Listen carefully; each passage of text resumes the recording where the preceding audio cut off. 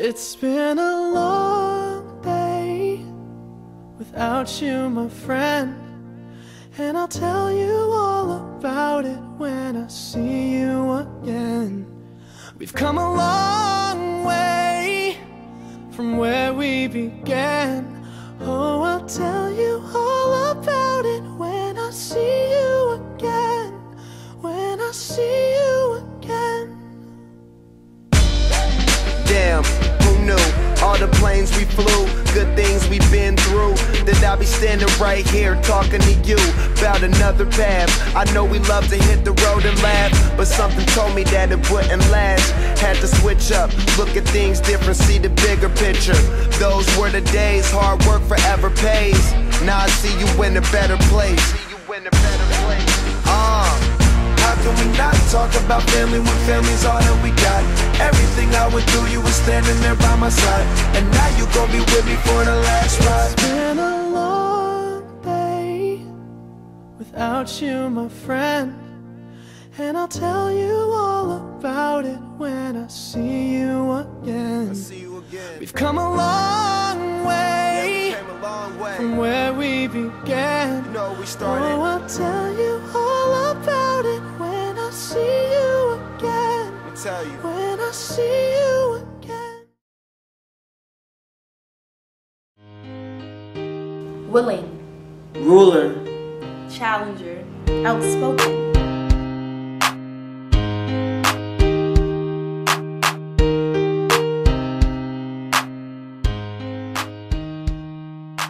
Strong, illiterate. Brave, unequal. activist, Thug. Leader. weak, protester, feeble-minded, Determined. villain, outstanding, dangerous, courageous, Underestimated.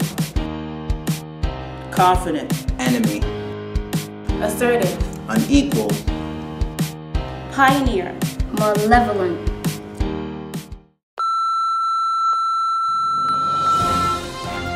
Good evening, New York City. My name is Jalen, and I bring you CMTV News for today. We interrupt your program to bring you one of our top stories. Unfortunately, there is an epidemic of racial discrimination in America. Racial discrimination has a history in the United States, and this disease continues to spread. Leaders like Dr. Martin Luther King, Malcolm X, and others sacrificed their lives to end the sickness. Here's my correspondent Darius talking with residents of New York City to tell you more about their experience with this illness. Thank you. I talked to numerous people around New York City, and they have told me how it feels to feel discrimination or to be a witness to people who have been discriminated against. Together, I feel we can stand up to the people who is practicing discrimination against people and not letting them be themselves because of their skin color or race. Here's a group of people around New York City to tell me more about their story. Growing up in America as a young black woman, it's very hard to not be discriminated against, and that manifests itself in the classroom, on the streets, in the workforce. It's a really painful, feeling. It just makes you feel like less than because you belong to a certain race or a certain ethnic group. I had an incident when I was going to the United Nations, and when I was stopped because of the color of my skin. Because ever since 9/11, a lot of people that look like me, especially people with my last name, they automatically assume that you're Muslim, or you're Pakistani, and so on and so forth. So I was stopped by a white police officer, and they asked me to show an ID. And whereas the people that was walking ahead of me, he did not stop them. He pinpointed me out. So that was really hurtful. There have been stores that I've gone into where people follow you around, and so therefore I felt discriminated against. So one of the things that I've done is I don't spend my money where I'm not appreciated. In high school, I was sitting down at a table outside of my math class, and another student, a white student, he came up to me and he told me that I couldn't sit there. I asked him, like, why can't I sit here? And he said, because I'm racially superior to you, so you have to move. And that's what he told me. And I just kind of sat there and just like in shock. And, you know, he thought it was the funniest thing in the world, and him and his friend just started laughing and kept walking. Definitely, when I went to go for a job application, and they asked me on my application, have I been formerly incarcerated? I think that is a form of discrimination because automatically you put me in the category of different than everyone else. So anytime you place a person in a situation in which they are being dealt with differently, that is an implication of discrimination. Well, I remember back in high school, me and my friends were walking down the hill, and it was a crowd of kids. So I opened up my wallet, and I basically was showing my friend my ID. The cops came and thought I was trying to make a drug deal or something, and they took us and slammed us against the car. And at this time I was 14. So like, they just kept asking us questions, and we knew these cops because they are always around, and we've interacted with them before, but today they decided to mess with us. And then they had us all against the cars with our hands all twisted, trying to embarrass us. And it was like we couldn't really do anything, so for no reason, then they eventually just let us go. Ever since 9/11, now first it was like with the blacks and Hispanics, and now it's like with the brown people that actually look like me. You know, we're really being discriminated against because of our, you know, if you have a foreign last name, especially a Muslim last name, you know, that's like a big no on an application. Yeah.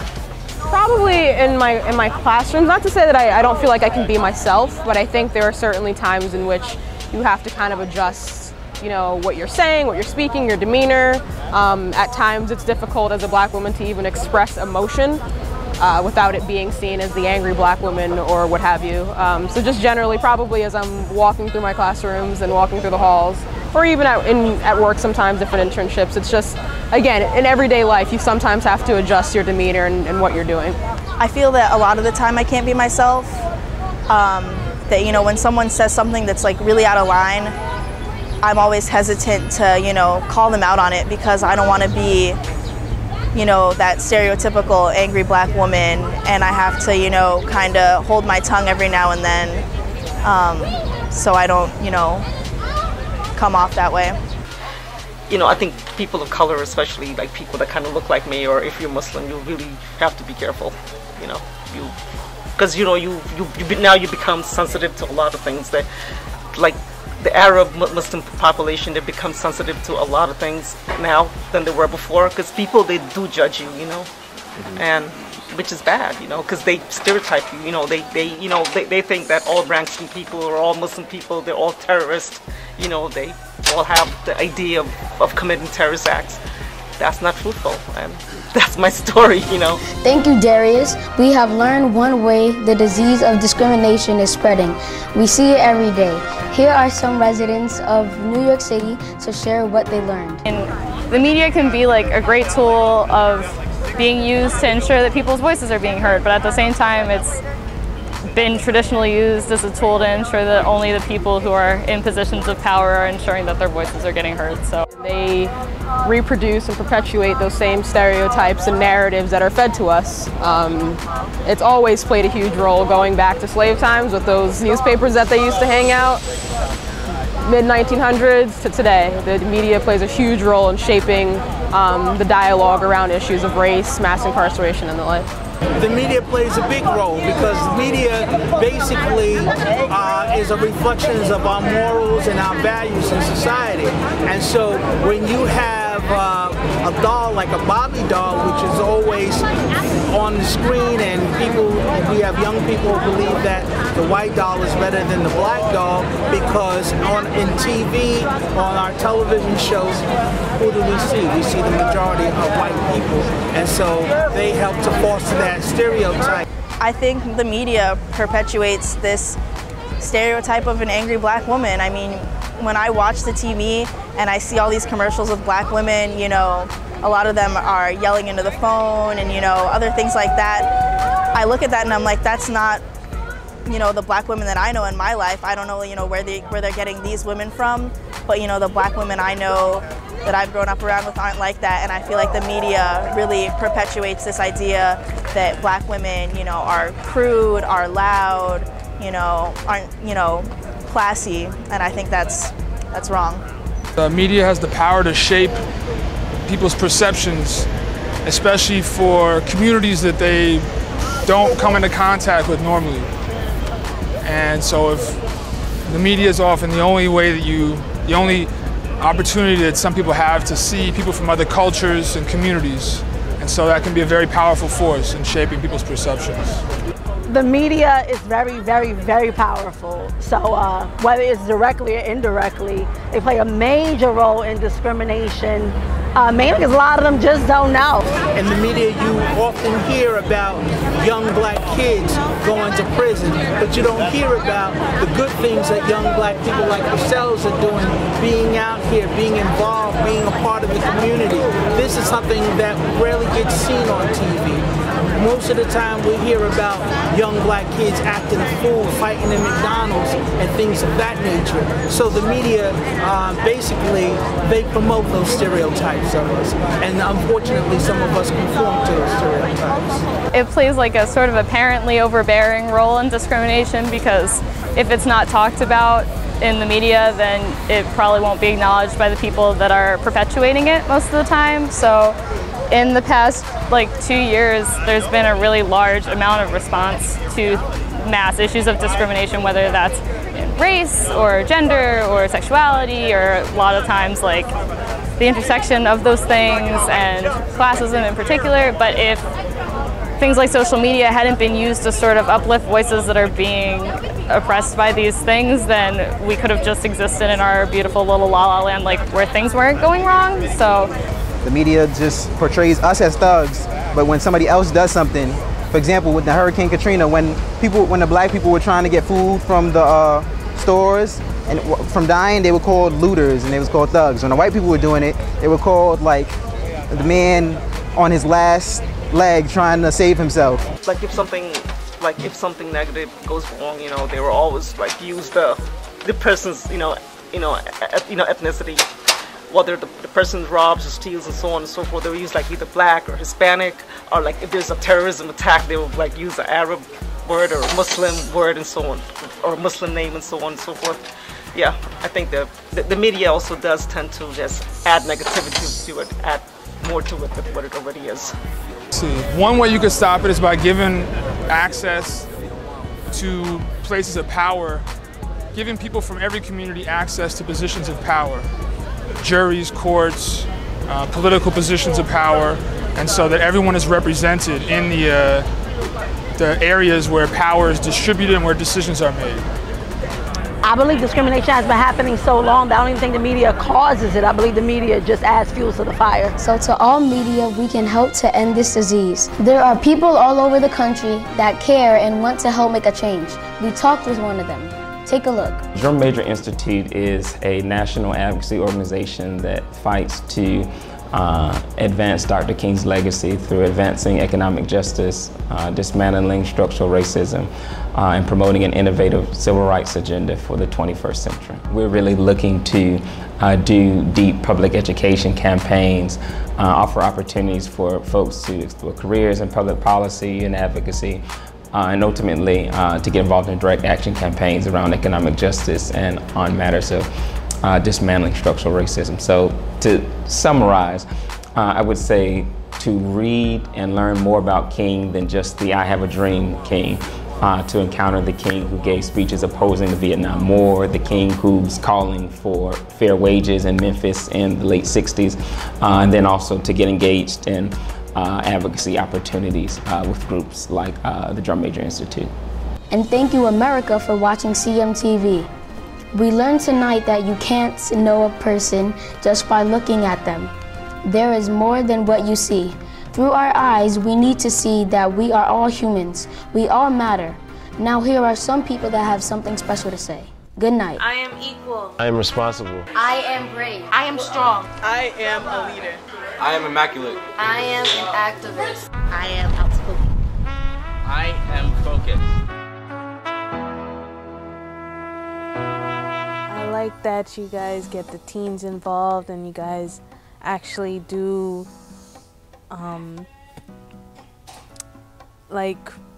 relevant and current events that are affecting all of us. I most likely feel bad for the people who who are innocent and still go to jail. This was on the news like yesterday. Kid was in jail for 3 years just because of a crime that he didn't do. Comes out, next thing you know, does suicide because of what happened in jail. They said like cops abused him in jail, other people abused him over something he didn't do, and next thing you know he comes out and kills himself because of it. I found out about this program from Miss Mario, one of the library workers. She hounded me about it, and I came in. It was fun. I had snacks, I ate, sat, and I had fun. And just like the cops, there are some cops that's not doing wrong, whatever, but it sucks that you look at all cops the same because of a certain handful. I learned how to like edit things, and like I learned you shouldn't talk over people while they're talking because like you can never get that piece of video back.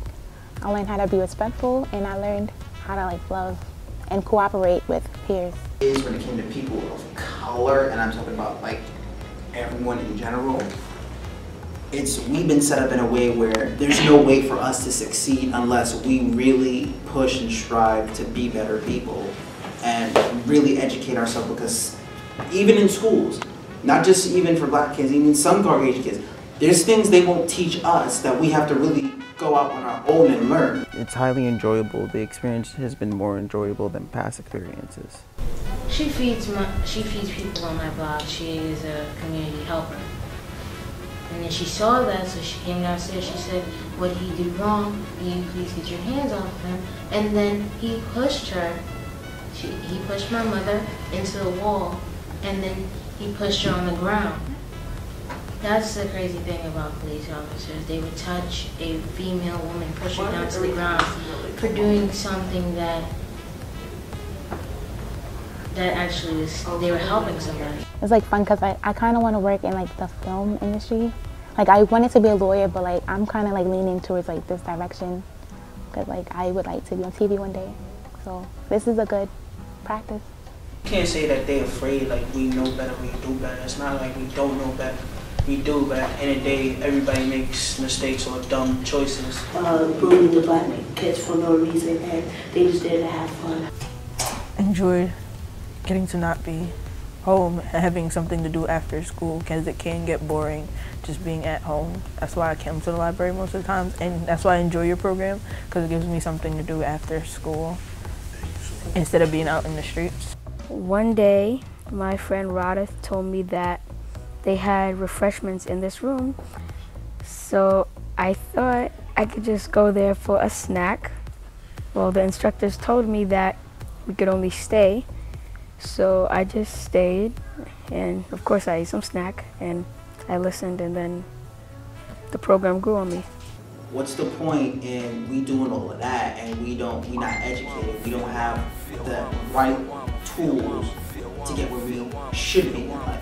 The program has a lot of wonderful people in there. Esther, because when I got here, she was the one who introduced me to everybody and helped me understand the things that I didn't understand. But most wonderful of them all is Jalen. You know, he's the youngest there, and like he makes me laugh every day. A lot of people of color choose not to use it, or they put in situations where they cannot use it because of like their living conditions or whatever. Leading cut, Lily was here. Alright, don't poke me, but I'm not. Boy, don't cut on me.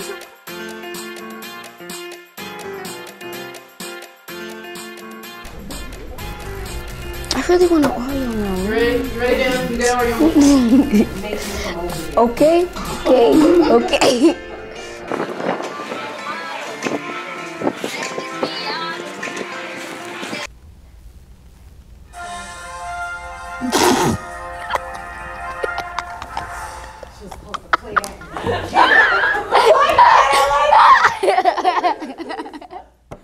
Thank you, Darius. We have learned one way the disease of discrimination.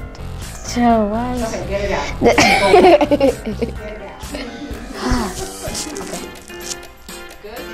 No.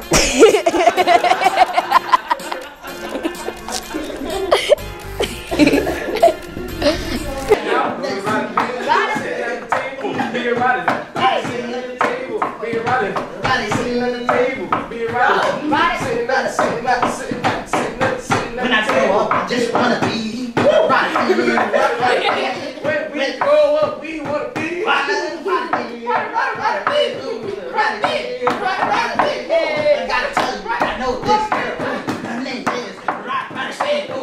She's so right. Listen to me.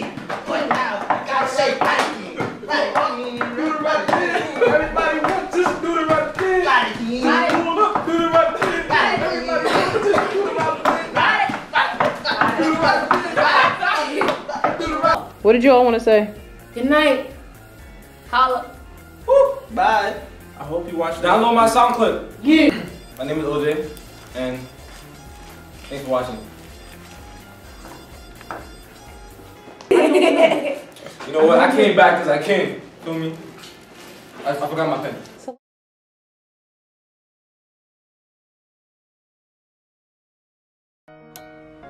Listen, life is like a test while your mama feel.